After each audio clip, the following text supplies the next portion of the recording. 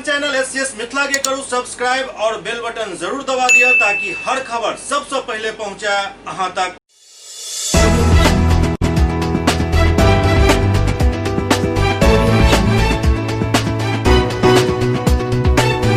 नमस्कार, हम सब देख रहे हैं एससीएस न्यूज। हम छी कमलेंद्र झा और खबर के शुरुआत करिए और सबसे पहले बात करी जल जीवन हरियाली अभियान के तहत मुख्यमंत्री द्वारा कैल गेल आई योजना सब के उद्घाटन के। दरअसल मुख्यमंत्री द्वारा सतही जल सिंचाई योजना के लगभग 1093 नव योजना के आई उद्घाटन वीडियो कॉन्फ्रेंसिंग के माध्यम से कैल गेल। जल जीवन हरियाली अभियान अंतर्गत बिहार के मुख्यमंत्री द्वारा लघु जल संसाधन विभाग के 1093 सतही सिंचाई एवं जल संचयन योजना के केंद्रीकृत रूप में पटना से वीडियो कॉन्फ्रेंसिंग के माध्यम से उद्घाटन कैल गेल, जाहि में सहरसा जिला अंतर्गत 3,08,25,000 रुपया के लागत से कुल 18 सतही सिंचाई एवं जल संचयन योजना शामिल है। इस दौरान मुख्यमंत्री सहरसा मुख्यालय स्थित मत्स्यगंधा झील के वेबकास्टिंग के माध्यम से अवलोकन कयलनि।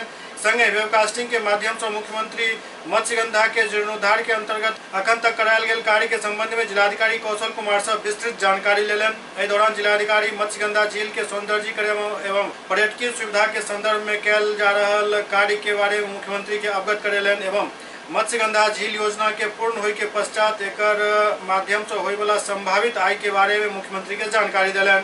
दरअसल मत्स्यगंधा झील के जीर्णोद्धार के कार्य 7,47,00,000 के लागत से करायल जा रहा है। एहि बाबत जिलाधिकारी कौशल कुमार बतेलनि जे आधा से ज्यादा काम करायल जा चुकल है। दिसंबर 2020 तक कार्य पूरा करा लेल जायत। झील के सौंदर्यीकरण होय से एतऽ नौकायान के साथ साथ मछली पालन के काम भी है। लोग सब के घूमे के लिए एक रमणीक स्थल है। ओना ऐसा पूर्व एक खबर आयल छल जे फंड के अभाव में ये कार्य अवरुद्ध भ रहल है। शायद जिलाधिकारी मुख्यमंत्री के एकरो जानकारी देने हेता। पैमाने पर वृक्षारोपण करने का कार्य शामिल किया गया। लघु जल संसाधन विभाग को इसमें महत्वपूर्ण भूमिका दी गई। परंपरागत आहर पॉइंट सिंचाई योजना का जीर्णोद्धार कार्य, 1 एकड़ से अधिक के तालाब का जीर्णोद्धार कार्य तथा अभी वर्तमान में उड़ाई के पश्चात इस झील का कुल जल संचयन क्षमता करीब 7.75 लाख मीटर क्यूब हो गई है। मिट्टी के कार्य को पूरा कर लिया गया है सर। उड़ाई के दौरान जो मिट्टी इसमें से निकला है उसे विभिन्न सरकारी परियोजनाओं में डबटेलिंग के तहत हम लोगों ने प्रयोग किया। मेरे के साथ का जो परियोजना चल रहा है उसमें भी हम लोगों ने करीब 1.5 लाख लीटर क्यूब मिट्टी यहाँ से भेजा है। इसके अलावा सरकारी परिसर सदर अस्पताल, कलेक्ट्रेट, विभिन्न सरकारी प्रतिष्ठान जहाँ पे गड्ढे वगैरह तो वहाँ पे उड़ाई का कार्य किया गया है मिट्टी से। उसमें 0.45 लीटर क्यूब मिट्टी का खपत हुआ है सर।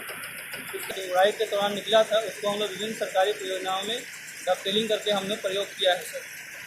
अभी सर जो अभी मिट्टी का कार्य पूरा हुआ है सर। अभी झील के चारों तरफ 8 मीटर चौड़ाई में पेवर ब्लॉक और उसके दोनों साइड में 3-3 फीट में वृक्षारोपण का प्रस्ताव है जो रेनी सीजन के बाद किया जाएगा सर। साथ ही झील के चारों तरफ के मिट्टी के ढलान को और जेंटल करने का प्रावधान भी है। झील के फर्दर डेवलपमेंट के लिए हम लोगों ने सर झील के चारों तरफ 10 जगहों पे सीढ़ी का प्रावधान और पर्यटकों के बैठने हेतु 20 बेंच के निर्माण हेतु 2.62 करोड़ का प्राक्कलन विभाग को प्रेषित कर रहे हैं सर। 7 करोड़ 47 लाख की लागत से हुआ है, जिसमें कि 60% कार्य पूरा हुआ है।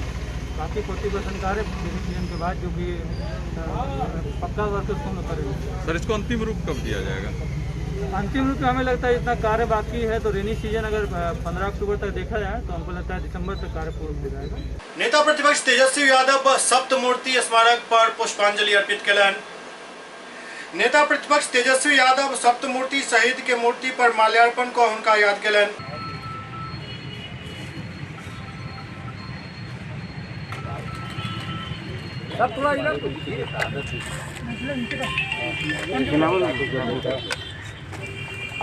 तौर पे मूर्ति उसका आज हम लोगों ने माल्यार्पण किया और उनके शहादत को हम लोगों ने याद किया। रिया चक्रवर्ती के मामला पर तेजस्वी यादव कहलनि जे हमर सबके मांग छल जे सीबीआई से जांच हुए, जांच भ रहल अछि। ओना ई मामला अखन सब जुडियस अछि, तें एहि पर किछु बाजनाइ उचित नहीं रहल। जो है हम लोगों की मांग की सीबीआई जांच का सीबीआई जांच हो रहा है। अब मेरे ख्याल से इस पर ज़्यादा टिप्पा टिप्पणी नहीं करना चाहिए और हम सब लोगों को जस्टिस का इंतजार करना चाहिए। सर शिवसेना इतना एग्रेसिव है, कौन क्या कह रहा है, नहीं कह रहा है, किस पे सवाल उठा रहा है, ये सब जुडियस मैटर है। सब जुडियस मैटर में बोलना जो है उचित नहीं होता।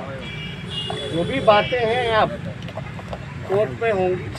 हम लोगों का कर्तव्य था कि उसको लेकर के हम लोग आवाज़ उठाएं ताकि निष्पक्ष जांच हो सके। और अब जब सीबीआई जांच हो रही है तो मेरे ख्याल से इस पर कोई टिप्पा टिप्पणी करना उचित नहीं। ये बात चल रही है कि एफआईआर इसलिए संजय रावत ऊंची टिप्पणी लगा, चाहे बिहार की स्मिता पर भी वो ठेस पहुंचा रहे हैं।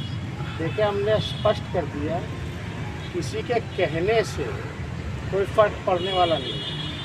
जो सच्चाई है, जब सब जुडियस मैटर है, जब इन्वेस्टिगेशन अब सीबीआई करेगा तो हम लोगों को जो है ऊल जूल छलीस कौन क्या बोल रहा है हर चीज़ में रिएक्शन देने का कोई मतलब नहीं रह जाता। और कोई क्या कहता रहे उसका ऑथेंटिक जो बातें हैं अब जो होगी भाई एविडेंस के साथ वो तो कोर्ट में आएगी।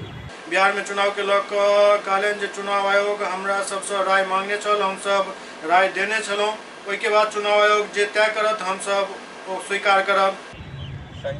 चुनाव आयोग ने हम सभी पार्टी के दलों से जो है राय मांगी थी, हम लोगों ने राय दे दी। अब जो है चुनाव आयोग को तय करना है कि क्या वो करेंगे, और जो तय करेगा लोग मान्य होगा। तेसर मोर्चा के झंडा उठाबैत यशवंत सिन्हा आई राज्यपाल के बाढ़ से संबंधित एक ज्ञापन सौंपलनि। उत्तर बिहार बाढ़ के भयंकर विभीषिका झेल रहा है। भौगोलिक स्तर पर देखी तो राज्य के 17 जिला में 250 से ज्यादा प्रखंड के 75 लाख लोग आपदा से प्रभावित हैं। बाढ़ पीड़ित जनता के दुख दर्द जाने के लिए 3, 4 एवं 5 अगस्त के पूर्व विदेश मंत्री और वित्त मंत्री यशवंत सिन्हा के नेतृत्व में एक दल यूनाइटेड डेमोक्रेटिक अलायंस के बैनर तले उत्तर बिहार के बाढ़ प्रभावित क्षेत्र मुजफ्फरपुर, दरभंगा, मधुबनी, सहरसा, मधेपुरा, सुपौल, अररिया, पूर्णिया जिला के विभिन्न प्रखंड के दौरा केलक। एहि दल में मुख्य रूप से पूर्व केंद्रीय मंत्री देवेंद्र प्रसाद यादव, राष्ट्रीय अध्यक्ष समाजवादी जनता पार्टी, पूर्व केंद्रीय मंत्री Nagmani, doctor Satyanand Sharma, doctor Ashfaq Rahman, doctor Rajiv Bhrigu एवं उच्चतम न्यायालय के वरिष्ठ अधिवक्ता संजीव सिंह समेत यशवंत सिन्हा पूरा दौरा केलन। बाढ़ग्रस्त क्षेत्र में चारों तरफ पानी ही पानी नजर आबि रहल छल। हर तरफ निराशा के भाव देखे के लिए मिल रहा छल। एहि सबसे संबंधित एक ज्ञापन यशवंत सिन्हा के अगुवाई में राज्यपाल के सौंपल गेल। ज्ञापन के माध्यम से मांग कयल गेल हन जे बाढ़ पीड़ित लोग के तटबंध और सड़क पर जे अमानवीय परिस्थिति में पड़ रहल छथि उनका सबके लिए विशेष व्यवस्था कयल जाय। बाढ़ प्रभावित सब लोग के तत्काल 16,000 के मुआवजा उपलब्ध करायल जाय। बाढ़ के तुरंत बाद कोरोना के अलावा अन्य बीमारी के प्रकोप के रोकथाम के समुचित व्यवस्था कयल जाय। संगे संग मांग कयल गेल जे राज्य सरकार के भारत सरकार से आग्रह करबाक चाहिए जे बाढ़ के नुकसान के देखैत एकटा केंद्रीय टीम तुरंत बिहार आबि कऽ बाढ़ के त्रासदी के आकलन करे और एकरा राष्ट्रीय आपदा घोषित करे। जय थोड़ा पीछे आओ यार। यूनाइटेड डेमोक्रेटिक अलायंस की यूडीए की एक टीम आप लोग आगे से जाइए ना। 3 दिनों के दौरे पर निकली थी 3 तारीख को, 3 अगस्त, 4 अगस्त और 5 अगस्त। और इन 3 दिनों में हम लोगों ने उत्तर बिहार के कई जिलों का दौरा किया जो बाढ़ग्रस्त थे, और हम लोगों ने जो बाढ़ पीड़ित हैं उनसे अनेक स्थानों पर मुलाकात की, उनसे बातचीत की। और हम लोगों ने पहले ही तय कर रखा था कि इस दौरे के बाद हम लोग एक सारगर्भित डिटेल्ड रिपोर्ट तैयार करेंगे और एक ज्ञापन के रूप में उसको राज्यपाल महोदय को सौंपेंगे। और मैं बहुत वेदना के साथ इस बात को आपसे कहना चाहूँगा कि हर जगह हम लोगों को यही शिकायत मिली बाढ़ पीड़ितों से बातचीत करने के बाद कि कहीं कोई सहायता उनको नहीं पहुंची है। और जो 2 तटबंधों का इलाका है झंझारपुर में, उसमें तो सरकार ने पूरे बाढ़ से ग्रसित है, लेकिन सरकार ने उनको बाढ़ पीड़ित माना ही नहीं, कमला और बलान के बीच में। तो इसलिए वहाँ पर कोई राहत की सामग्री या राहत का सामान पहुँचने का प्रश्न ही नहीं उठता है। इस बात की बहुत शिकायत वहाँ पर मिली। हम लोग अंत में पूर्णिया तक गए और वहाँ हम लोगों ने बाढ़ पीड़ितों से मिलके अपनी यात्रा को समाप्त किया। और रिपोर्ट हम लोगों ने अभी राज्यपाल महोदय को दिया है। अब हम आपसे ये कहना चाहेंगे कि हमें घोर खेद है, अफसोस है इस बात का कि राज्यपाल महोदय ने इस प्रकार की टीम जैसे हम लोग जैसे लोग रोज़ इनके यहाँ दस्तक लगाने आते हैं, इस प्रकार की टीम से मिलना उचित नहीं समझा। और कल हम लोगों को बता दिया गया कि राज्यपाल महोदय समय नहीं देंगे हम लोगों को, और हम लोग चाहें तो आकर यहाँ पर उनके किसी पदाधिकारी को अपना ज्ञापन सौंप देंगे। अभी हम लोग अंदर जब गए थे तो इनके सचिवालय के अवर सचिव, प्रधान सचिव भी नहीं, अवर सचिव आए और हम लोगों ने उनको अपना ज्ञापन सौंप दिया है। और ये भी उनको कहा बता देने को राज्यपाल महोदय को कि हम लोगों को इस बात का खेद है कि उन्होंने इस बहुत ही महत्वपूर्ण मुद्दे पर समय देने से इनकार किया। 75 लाख लोग, अब पूरा उत्तर बिहार का भूखंड आज बाढ़ की चपेट में है। लोग कहाँ रह रहे हैं? लोग नेशनल हाईवे पर रह रहे हैं, लोग तटबंधों पर रह रहे हैं। कोई भी ऊंचा स्थान है वहाँ पर किसी भी फटे हुए चादर के नीचे, पतले प्लास्टिक के नीचे, त्रिपाल के नीचे रहने को मजबूर हैं। खाली प्रधानमंत्री का मुख्यमंत्री से बात कर लेना काफ़ी नहीं है। प्रधानमंत्री को तो स्वयं आना चाहिए था कम से कम हवाई सर्वेक्षण करने के लिए बाढ़ का, वो तो अभी तक आए नहीं यहाँ पर। तो सब लोग डर के घर में दुबक के बैठे रहेंगे और बिहार की जनता को मरने के लिए सड़कों पर छोड़ देंगे, तो ये कतई उचित नहीं है। पटना में आए आजाद समाज पार्टी द्वारा एक प्रेस कॉन्फ्रेंस कल गेल। पटना में आए आजाद समाज पार्टी द्वारा एक संवाददाता सम्मेलन कल गेल। पटना के फ्रेजर रोड स्थित कासा पिकोला बैंक्वेट हॉल में आजाद समाज पार्टी के राष्ट्रीय अध्यक्ष चंद्रशेखर आजाद उर्फ रावण प्रेस कॉन्फ्रेंस के संबोधित कलन। ओते आजाद समाज पार्टी के बिहार कमेटी के घोषणा से कल गेल। प्रेस वार्ता के संबोधित करते भीम आर्मी प्रमुख सह आजाद समाज पार्टी के राष्ट्रीय अध्यक्ष चंद्रशेखर आजाद कहलन जे बिहार विधानसभा चुनाव के देखे तो हमार पार्टी सब सीट पर मजबूती से तैयारी कर रहा है। बिहार टीम के बारे में बतैलन जे प्रदेश अध्यक्ष के रूप में जौहर आजाद, प्रदेश प्रभारी के रूप में सैयद मसीउद्दीन, मनोज कुमार भारती, अमर ज्योति के निर्वाचन कल गेल हन। नौजवान साथी चंदन पासवान जी एक अपने को जय भीम और आदरणीय भीम आर्मी संस्थापक सह आजाद समाज पार्टी के राष्ट्रीय अध्यक्ष मैं तो कि इस बिहार की धरती पर उनको क्रांतिकारी जय भीम। और इस बिहार में जो कुव्यवस्था है उस कुव्यवस्था को सबसे बड़ी हमारे लिए मुख्य मुद्दा है, यानी कि शिक्षा, रोजगार और स्वास्थ्य, ये यहाँ की दुर्दशा है। इसको देखते हुए हम लोग ने भीम आर्मी और आजाद समाज पार्टी ने ठाना है बिहार की मजबूरी है और बिहार में आजाद समाज पार्टी जरूरी है। इसके लिए हम लोग पूरे गांव-गांव मिशन चलाएंगे और भीम आर्मी और आजाद समाज पार्टी की बिहार में सरकार बनाएंगे और इस जो डबल इंजन सरकार को जहां से आई थी उस डबल इंजन सरकार को हम लोग फेलियर करेंगे और वहीं जहां से आई थी वहां भिजा देंगे। पूर्वी चंपारण में गंडक नदी के त्रासदी अखनो जारी है।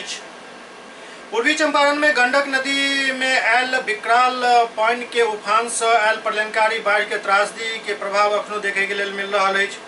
बाढ़ के पानी के अचानक आवे से एफसीआई गोदाम में राखल गरीबक निवाला भींग बर्बाद भ गए।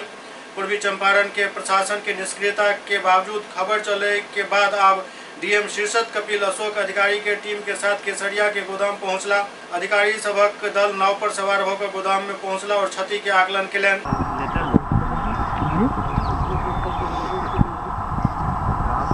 जल जमाव क्षेत्र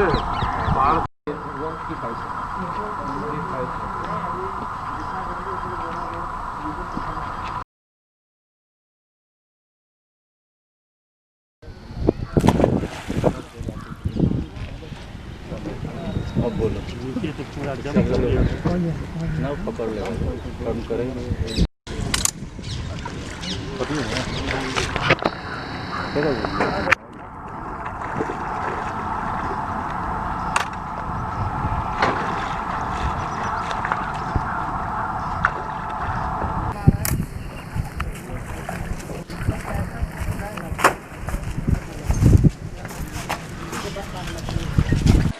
दौरान डीएम चकिया के अनुमंडल पदाधिकारी के मामला के जांच करे के निर्देश दिलन। वो कहलन जे संग्रामपुर के भवानीपुर में गंडक नदी के चंपारण तटबंध के टूटे से आयल बाढ़ के पानी केसरिया में तबाही मचेलक, लेकिन समय रहते एफसीआई गोदाम में राखल गरीबक बीच वितरित करे वाला अनाज के निकाले में लापरवाही कयल गेल हन और कार्य में लापरवाह कर्मी के चिन्हित कर कार्रवाई कयल जाए। जो डीएमएसएफसी के गोदाम में जो बाढ़ और अप्रत्याशित जो जल वृद्धि हुई है प्रखंड कार्यालय में, उसके तहत जो नुकसान हुआ था, जो फूड ग्रेन्स हमारे जो है डैमेज हो गए हैं, उसके लिए यहाँ पे हम आए थे। तो एजीएम लोग भी है, एक उच्च स्तरीय कमेटी गठित की गई थी, उसका रिपोर्ट हमारे पास प्राप्त हुआ है और दोषी कर्मचारियों और पदाधिकारियों पे हम कार्रवाई करने भी जा रहे हैं। परंतु ये खेदजनक बात है कि यहाँ पे जो है इस तरीके से जो खाद्यान्न है जो गरीबों के लिए आया है वो नष्ट हो गया किसी कारणवश, परंतु जो है आगे की कार्रवाई जो है शीघ्रातिशीघ्र इसमें करेंगे। सुपौल में शराब के साथ 4 शराब कारोबारी के गिरफ्तार कयल गेल।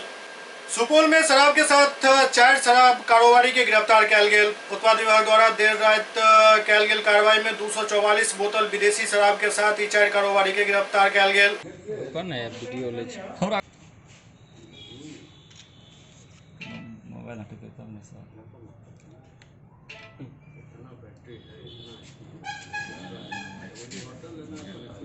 उत्पाद अधीक्षक देवेंद्र प्रसाद कहलन जे गुप्त सूचना के आधार पर उत्पाद निरीक्षक प्रकाश कुमार राम के नेतृत्व में एक टीम गठित कयल गेल, जे पिपरा थाना क्षेत्र के लक्ष्मीपुर जाय वाला सड़क पर सघन अभियान चलाकर इस शराब और शराब कारोबारी के पकड़लन। कल गुप्त सूचना रात में प्राप्त हो रही थी कि पिपरा थाना अंतर्गत लक्ष्मीपुर जगह जो है वहाँ पर एक गाड़ी संदिग्ध अवस्था में आने वाली है जिसमें शराब लदा हुआ है। निरीक्षक उत्पाद श्री प्रकाश राम के नेतृत्व में एक टीम गठित किया गया, जिसमें मनीष कुमार निरीक्षक उत्पाद और दीपक महतो अवर निरीक्षक, साथ में सैबल और होमगार्ड तथा उत्पाद सिपाही भी थे। रात में करीब 12 बजे के बाद एक गाड़ी लोग को संदिग्ध अवस्था में आते दिखी, जिसका रुकने का इशारा किया, लेकिन गाड़ी आगे बढ़ा दिया। इन लोगों ने फिर पीछा करके गाड़ी को पकड़ा, जो गाड़ी का नंबर है UP 14 ST 1908, जिसको रोकवाया गया, जिसमें 4 आदमी बैठे हुए थे। उसमें कुल जब जांच करने पर पता चला कि इसमें काफ़ी मात्रा में शराब है, जो 244 पीस पाया गया। उसके बाद 4 आदमी को गाड़ी में गिरफ्तार किया गया जो बैठे हुए थे। उसमें थाना प्रभारी जो के रूप में श्री प्रकाश राम है, उन्होंने बताया कि सोनू चौधरी जो है उसमें मुख्य कारोबारी हैं और ये लोग सहयोगी हैं। गाड़ी के संबंधी में जानकारी DTO से कार्यालय से मांगा जाएगा और गाड़ी UP की है। इस संदर्भ में आगे जांच चल रही है। SCS न्यूज में अखन वक्त भऽ रहल अछि एकटा ब्रेक के बाद समाचारक सिलसिला जारी अछि। Global health care and diabetes research centre, जो बिहार में पहला अंतर्राष्ट्रीय तकनीक एवं आधुनिक सुविधाओं से लैस सुपर स्पेशलिटी डायबिटीज केंद्र है, जहां एक छत के नीचे डायबिटीज से संबंधित सारी सुविधाएं मौजूद हैं, जैसे कि diabetes heart care, diabetes eye care, diabetes neuro care, diabetes foot care, diabetes pharmacy और डायबिटीज प्रयोगशाला। पता जीसस एंड मैरी स्कूल के पास, Rahamganj, Darbhanga, Bihar. Doctor RLR public school CBSE curriculum, गुणवत्तापूर्ण शिक्षा को प्राथमिकता, सेल्फ कॉन्फिडेंस को बढ़ाना हमारा मकसद है। सामाजिक कार्यों के प्रति सजग। स्कूल में कड़ाई से CCE पैटर्न CBSE पाठ्यक्रम के द्वारा लागू है। यहाँ ई-लाइब्रेरी की सुविधा उपलब्ध है, कंप्यूटर लैब की सुविधा उपलब्ध है, उन्नत लेबोरेटरी की सुविधा उपलब्ध, स्मार्ट क्लास की पूरी व्यवस्था यहाँ उपलब्ध है। छात्र छात्राओं को स्कूल तक लाने और घर तक पहुँचाने के लिए ट्रांसपोर्ट की व्यवस्था उपलब्ध है। हमारे यहाँ अनुशासन का विशेष स्थान है। स्वस्थ वातावरण को जागृत रखने के लिए स्वच्छता पर विशेष ध्यान दिया जाता है। शिकायत और सुझाव को प्राथमिकता के आधार पर लिया जाता है। हमारा पता है डॉक्टर RLR पब्लिक स्कूल, सदर थाना road, Darbhanga, pin code 846009, mobile number 9430827387, 35257788। Break के बाद पुनः स्वागत है। पटना के एसएसपी उपेंद्र शर्मा कहले जे स्वतंत्रता दिवस समारोह पूर्वक मनायल जात और सोशल डिस्टेंस के पालन करत मनायल जात। पटना में 15 अगस्त के होयवला स्वतंत्रता दिवस कार्यक्रम पर पटना के एसएसपी उपेंद्र शर्मा साफ कहलन जे 15 अगस्त के तैयारी जोर शोर से चल रहा है।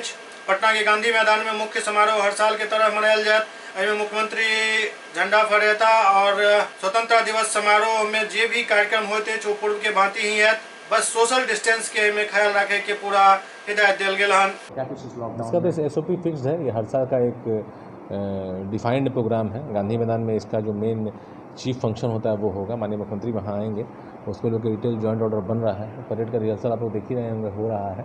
और इस बार कोविड और सोशल डिस्टेंसिंग के हिसाब से अलग से तैयारियाँ की जा रही हैं। आगंतुकों को उसके लिए विशेष रूप से दिशा निर्देश जारी किए जाएंगे विभिन्न स्तरों से। सुपौल के प्रतापगंज बाजार में कोरोना महामारी के संक्रमण के रोके के लिए बाजार के सील कयल गेल। वैश्विक महामारी कोरोना संक्रमण के बढ़े चेन के रोके के लिए प्रतापगंज बाजार के कंटेनमेंट जोन घोषित करे तो विभाग द्वारा अगला आदेश तक बाजार के सीमा के सील कर दिल गेल। आरडीओ राजाराम पासवान बतौलन जो पॉजिटिव मरीज के बढ़े संख्या के देखते विभागीय आदेशानुसार कंटेनमेंट जोन घोषित कर बाजार के सील कयल गेल हन, जहां बाहरी लोग सहित वाहन के आवाजाही पर पूर्ण प्रतिबंध रहत।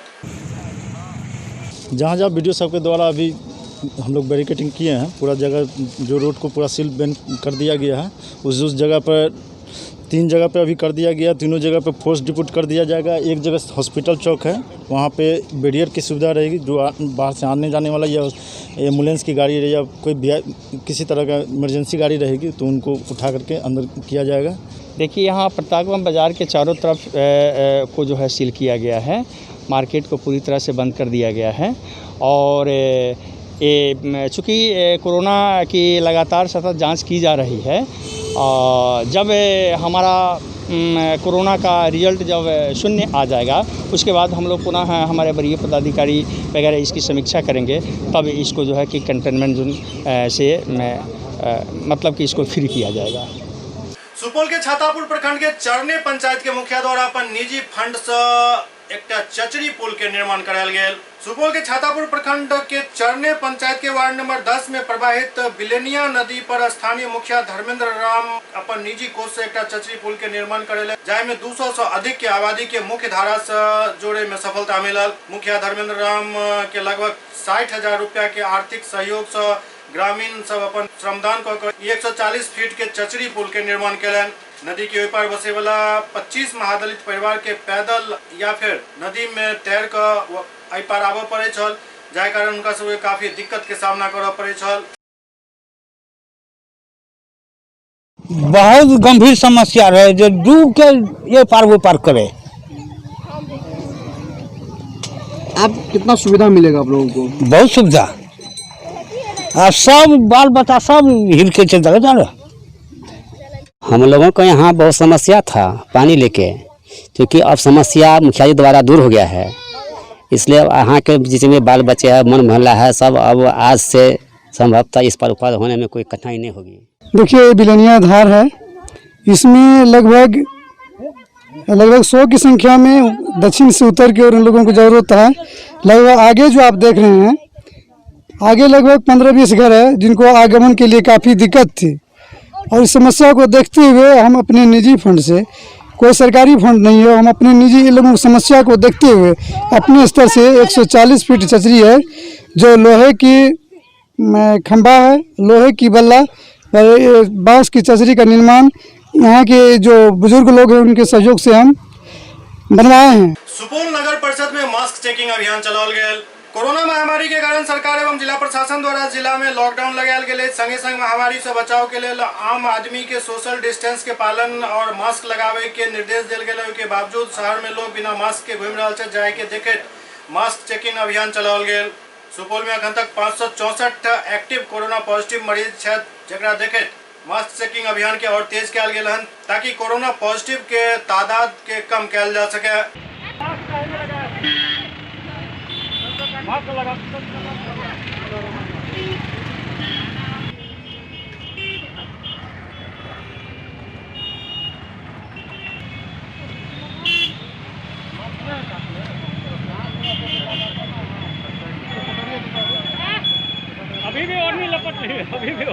ये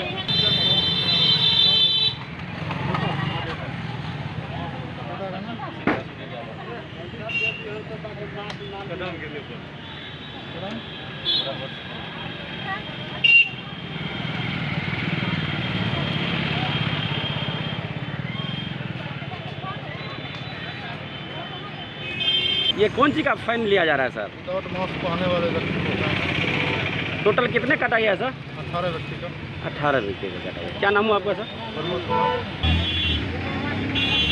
50 रुपया फाइन जो है ये महामारी में सरकार के द्वारा निर्धारित है, बिना मास्क पहने घूमने वाले के खिलाफ, तो वही जुर्माना वसूल किया जा रहा है। क्या जनता को इससे क्या जागरूकता मिलेगी?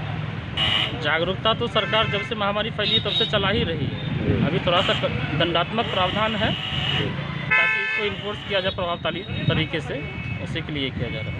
मिथिला प्रक्षेत्र के पुलिस महानिरीक्षक द्वारा मझौलिया गांव के एक भूमि विवाद के आय स्थल निरीक्षण किया गया।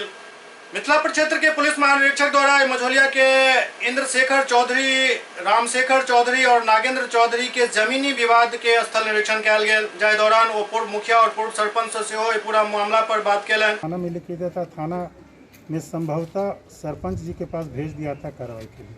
दरअसल शेखर बंधु में लगातार कुछ विवाद के लौकर झंझट होते रहे थे और एकर वो पेटिशन राष्ट्रपति तक दैत रहे छथि। हुनकर पुरान आदत अछि और पिछला बेर डीआईजी सेहो एहिठाम निरीक्षण केने रहथि, ओहो रिपोर्ट के ओ नकार देलन और बार बार ग्रामीण सब पर आरोप लगाबैत रहला जे ग्रामीण सब हुनका मारे पीटे छथि। लेकिन आई जखन आईजी खुद निरीक्षण केलन और वस्तु स्थिति के जायजा लेलन तो ये पूरा मामला सामने आयल।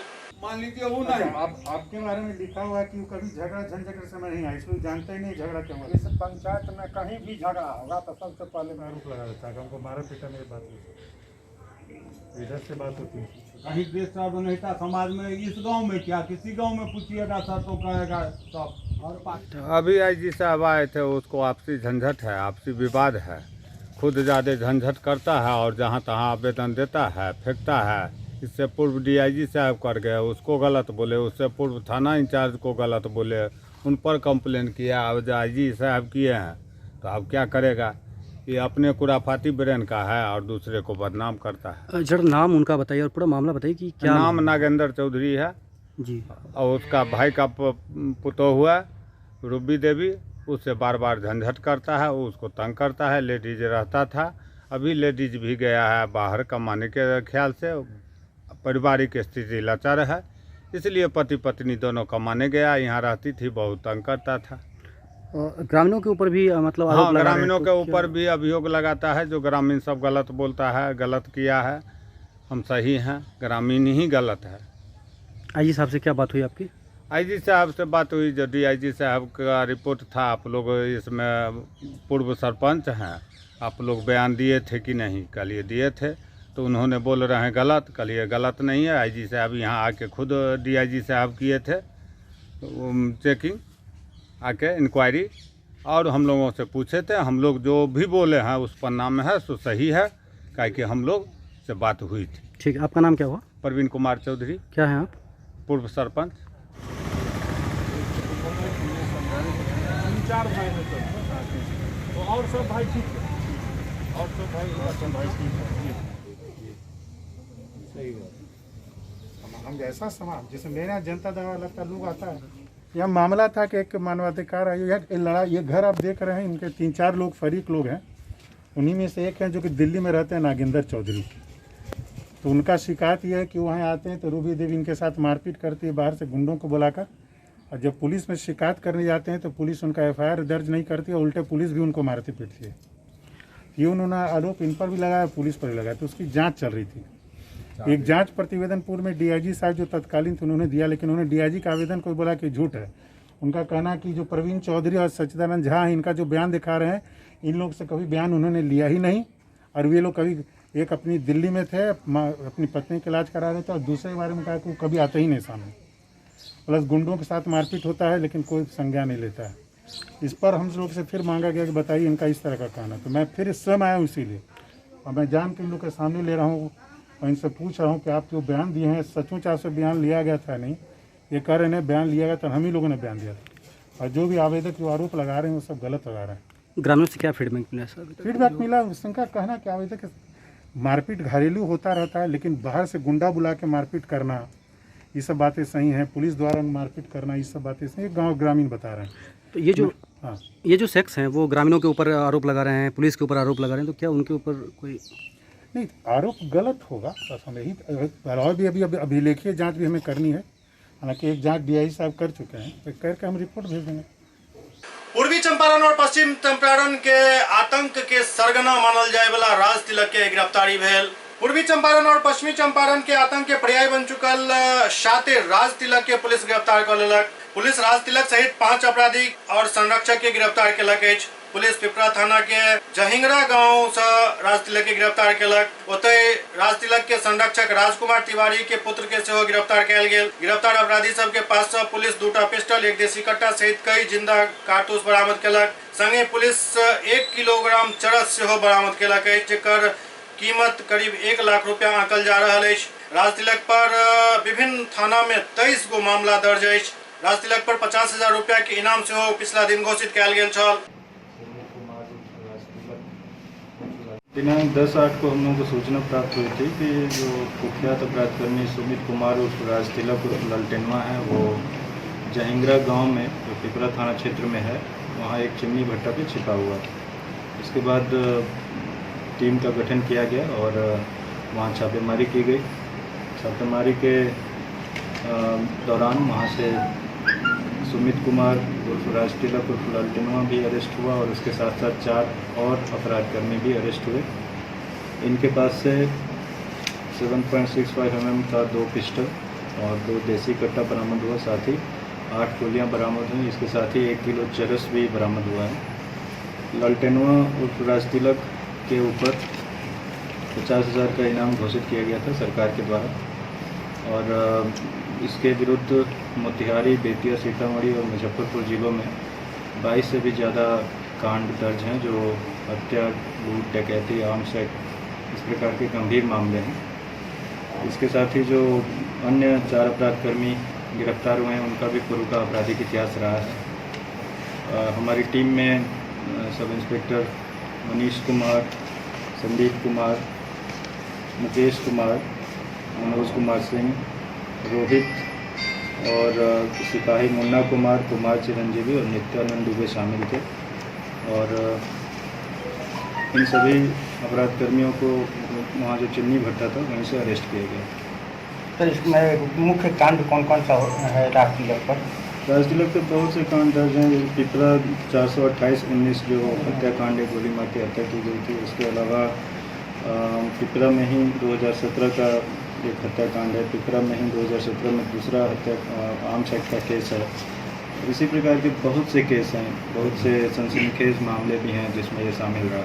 बबलू दुबे का भी? जी हाँ, बबलू दुबे हत्याकांड में भी ये शामिल रहा है और जो वहाँ पर जिस मामले में अवधेश साल जेल गया था उसमें भी ये शामिल रहा है। जो बनकटवा ब्लॉक के सामने जो हत्या हुई थी उसमें भी ये शामिल रहा है। इस प्रकार के कई सनसनीखेज मामलों में ये शामिल रहा है। शिवसेना के बड़बोला सांसद और सामना के संपादक संजय राउत के पुतला सीतामढ़ी में फूकल गेल। बिहार के मुख्यमंत्री और डीजीपी पर शिवसेना सांसद संजय राउत द्वारा कयल गेल अभद्र टिप्पणी के लेकर बिहार के युवा सब में काफी उबाल है, जेकरा लेकर राज्य के युवा सड़क पर छथि। सीतामढ़ी में जानकी स्थान वैदेही नगर चौक पर शिवसेना सांसद संजय राउत के खिलाफ जोरदार प्रदर्शन कयल गेल और संजय राउत के पुतला फूकल गेल।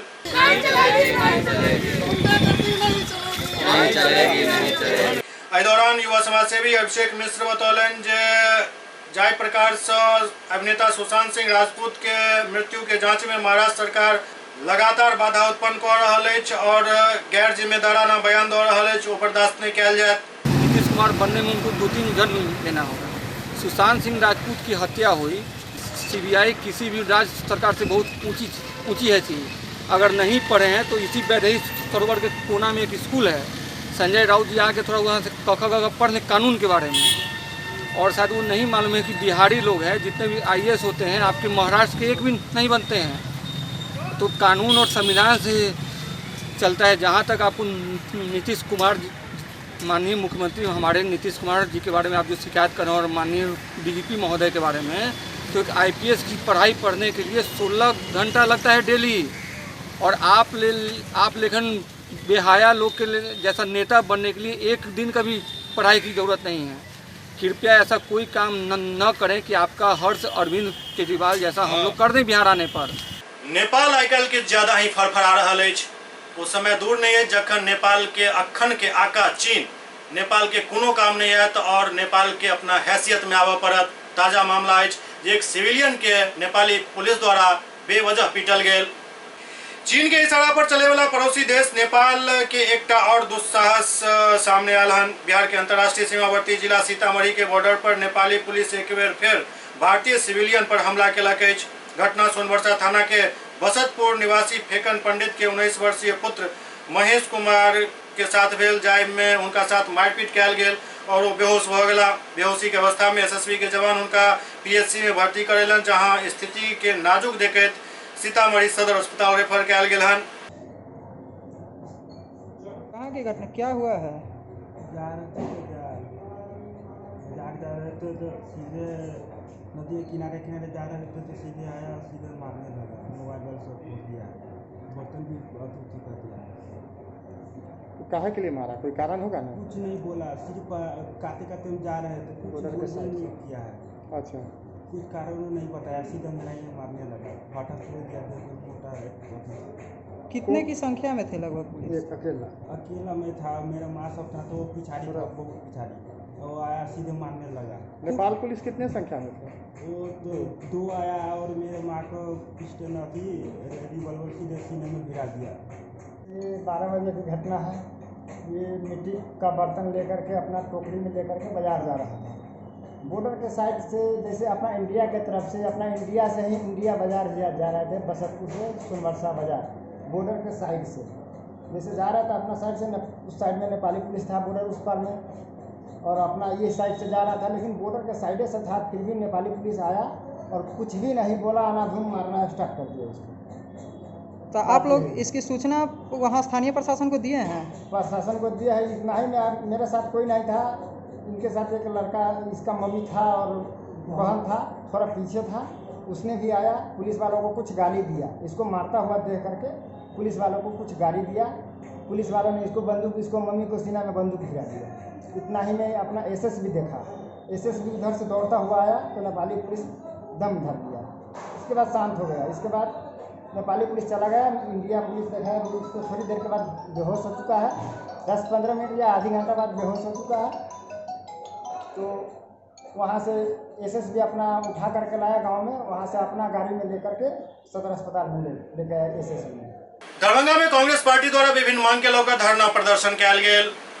कांग्रेस पार्टी के दरभंगा जिला इकाई द्वारा बाढ़, कोरोना और अन्य कई मामला के लौकर धरना प्रदर्शन कैल गेल। धरना प्रदर्शन के माध्यम से मांग कैल गेल जे दरभंगा पूरा जिला के बाढ़ प्रभावित घोषित कैल जाए, संगे संग कोरोना के जांच में और तेजी आनल जाए। बाढ़ को स्थायी निदान करना होगा, नहीं तो गद्दी छोड़ना होगा। मोदी हाय बिहार प्रदेश कांग्रेस कमेटी के निर्देशानुसार दरभंगा जिला कांग्रेस कमेटी के ओर से दरभंगा जिला में जो बाढ़ की भयंकर स्थिति है, सबसे बिहार में 15 जिला में दरभंगा की स्थिति बहुत दयनीय है।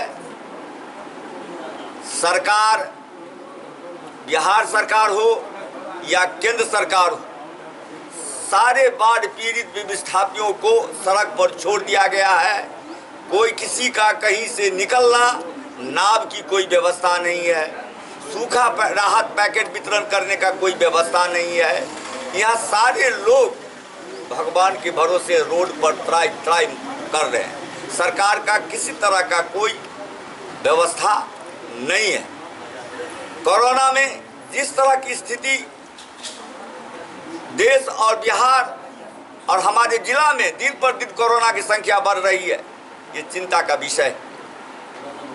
सरकार डीएमसी उत्तर बिहार के सबसे बड़ा अस्पताल दरभंगा मेडिकल कॉलेज आज इस कोरोना महामारी में जिस तरह का मानवता का उपयोग प्रचार किया जा रहा है, प्रभाव देखने को मिला है, जिस तरह का वहाँ के डॉक्टरों का व्यवहार देखने को मिला है, जिस तरह के मेडिकल के माने स्टाफ को देखने का लग रहा है, इस विपद के घड़ी में डॉक्टर को लोग भगवान समझते थे, लेकिन आज भगवान को क्या समझा जाएगा।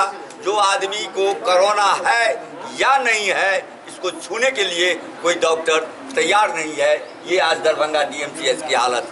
आज दरभंगा जिला में बाढ़ की भीषण परिस्थिति को देखते हुए हम हर एक विस्थापित की ओर से ये सरकार से मांग करते हैं कि प्रत्येक विस्थापित को या तो कोरोना से बाहर से यहाँ आके प्रवासी मजदूर आए हैं या यहाँ के किसान जिनकी फसल क्षति हुई है, उन्हें कम से कम 15,000 रुपया का मुआवजा 6 महीने तक सरकार उनके खाते में दे, ताकि वो पैसा बाजार में जाए और बाजार में खरीदारी होगी, तभी हमारा उद्योग धंधा भी चलेगा। इससे हमारी आर्थिक स्थिति भी सुधरेगी और हमारे किसान की स्थिति भी सुधरेगी। इसी मांग को लेकर के हम लोग यहाँ उपस्थित हुए। बाढ़ का जो समस्या है, वो बाढ़ तो हर एक साल से आता है, और जब हम छोटे थे तब से ये सुन रहे हैं कि बाढ़ में डैम्प बनाइए। आज तक कोई सरकार डैम्प नहीं बनाया। आज डैम्प बना हुआ होता तो बाढ़ का ये परेशानी नहीं होता। तो मैं सरकार से गुजारिश करती हूँ कि आप इस पर ध्यान दीजिए। अभी देर हो रहा है, अभी कम से कम थोड़ा ध्यान दीजिए। कोरोना का समस्या तो जानते ही हैं किस तरह है, बाढ़ का भी उसी तरह का समस्या है। अभी जाके आप लोग पत्रकार हैं, देखते होइएगा जगह जगह रोड पर किस तरह महिलाएं का सबसे ज्यादा समस्या है। वो क्या करे, सरकार ने इस पर कभी ध्यान नहीं दिया। इसीलिए मैं सरकार से ये कहना चाहती हूँ, कम से कम अब भी जागो। इमहर लॉकडाउन के बीच इंटर के नामांकन जारी है और 12 तारीख तक चलत। लॉकडाउन के बीच इंटर के नामांकन जारी है। नामांकन 12 तारीख तक चले वाला है, जाय कारण विभिन्न स्कूल और कॉलेज में नामांकन के प्रक्रिया में सोशल डिस्टेंस के पालन नहीं के बराबर हो रहा है।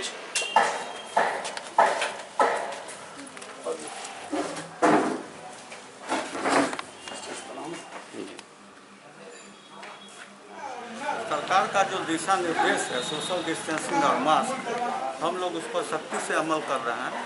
हमारे यहाँ थोड़ा स्पेस का दिक्कत है, भवन निर्माणाधीन है, लेकिन फिर भी हम लोग कोशिश करते हैं कि इसका पालन किया जाए सख्ती से। इंटर का एडमिशन हो रहा है, नामांकन चालू है, क्या किस आधार पर में नामांकन हो रहा है, क्या स्थिति? यहाँ हमारे +2 हाई स्कूल में 3 फैकल्टी का अनुमति मिला हुआ है, तीनों में के 20-20 का अलॉटमेंट है और नामांकन पिछले 2 दिनों से चल रहा है। 12 तारीख तक फर्स्ट चरण का एग्जाम होना है, एडमिशन वो लिया जा रहा है। क्या बिना मास्क के ही आपकी खिड़की पर में लिया जा रहा है? हमने नोटिस लगा के बाहर भी टांग दिया है और नामांकन प्रभारी को सख्त निर्देश के साथ दिया गया है कि जब तक मास्क आंख से नहीं देख लें उसका नामांकन ही नहीं ले। एससीएस न्यूज के अंक में अखन इतने, अगला अंक में फिर किछ और समाचार संग उपस्थित है। तब तक अपने सब देखते रहो एससीएस न्यूज। आई कोरोना या कोरोना से संबंधित कोनो नसीहत नहीं दे। कोरोना के समय में और ओहो क्वारंटाइन के समय में केना अपना आप के दुरुस्त राखी और कोरोना के डर से बिल्कुल मुक्त राखी, एहिके लेल एकटा विशेष वीडियो अहाँ सबके लेल प्ले कर रहल छी।